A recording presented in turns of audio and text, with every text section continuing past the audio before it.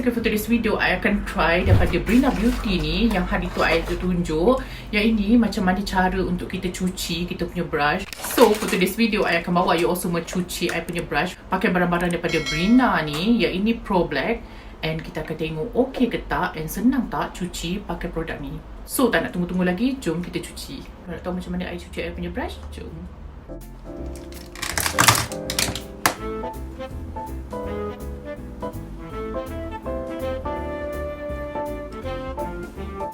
Okay, first kali ambil sabun, lepas tu letak atas yang tempat brush ni, tempat basuh ni, and then kena basahkan sikit supaya dia ada air and senang sabun tu keluar.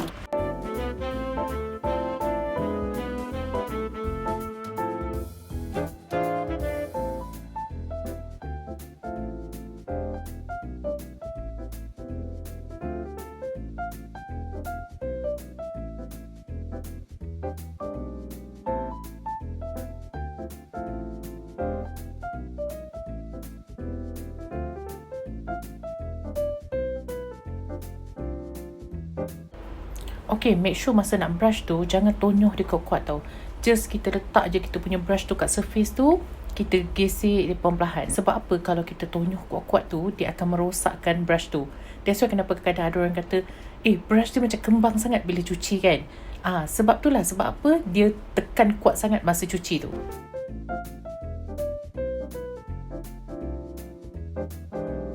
Okay, mesti ada yang tertanya kan kenapa ada bekas yang putih ni. Sebenarnya bekas putih ni bila kita tengah cuci brush, kita rasa macam tak cukup air dia, celup, kita just sapu je. So tak payahlah buka pipe. Pakai ni celup, sapu je.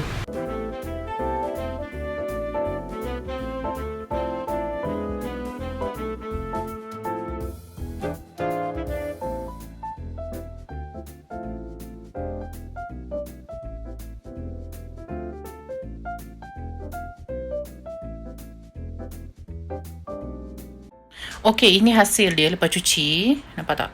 So, dia sebenarnya tak kering lagi. Lepas dia kering nanti baru kita boleh tengok dia punya brush ni apa, bulu-bulu ni okey ke tak. I letak kat tempat yang baru I beli ni. Ini beli kat Mr. DIY. Barang yang I pakai ni daripada Breena Beauty.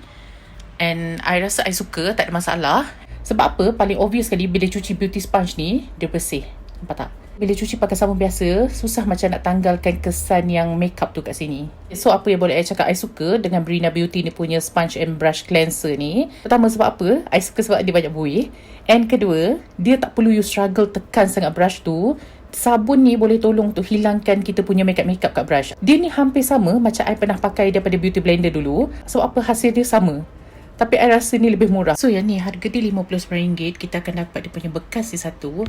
I suka sebab apa? Bekas ni waterproof. And you all boleh letak you punya makeup ke. Ataupun macam nak travel, boleh letak barang-barang mandi dalam ni. And then akan dapat satu Breena Beauty ni punya sponge. Yang ni best gila. I dah pakai hari tu.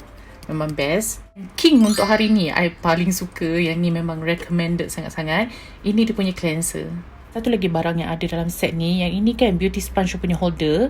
Nampak tak lubang-lubang ni? Sebenarnya tujuan dia untuk bila kita letak kita punya beauty sponge yang dah pakai tu dalam ni, dia tak kepam. Dia akan kering. Sebab apa? Dia ada yang lubang-lubang ni. So, ini 3 barang yang korang akan dapat bila korang beli Pro Black daripada Breena Beauty ni. Berbaloi gila. Ada yang tanya, perlu ke cuci brush? Yes, sangat-sangat perlu. Sebab apa? Kadang-kadang kalau tak cuci brush tu kotor, atas tu ada bakteria. Bakteria tu masuk dalam kulit, dia akan menyebabkan kita punya kulit ada acne. Oh no. So takut kan kalau ada jerawat? Make sure untuk cuci brush at least minggu sekali, ataupun paling teruk kalau jarang pakai pun 2 minggu sekali. Kita biarkan brush ni kering dulu, and then nanti kita tengok hasil dia macam mana. Okay, so ini hasil dia lepas cuci. Nampak tak? Bersih. Gebu lagi dia punya brush ni. Nampak tak? Dia bersih sampai dalam. So, I suka gila dengan pencuci daripada Breena Beauty ni. This one super duper recommended. Senang kerja nak cuci brush lepas ni. So, this one, love. Love gila, okay? Love. Last kali apa yang boleh cakap, cuci brush kita. So, I hope you all enjoy dengan today's video. Kalau you all suka dengan video ni, please like, comment, share. Jangan lupa subscribe sekali. Until my next video, I love you all.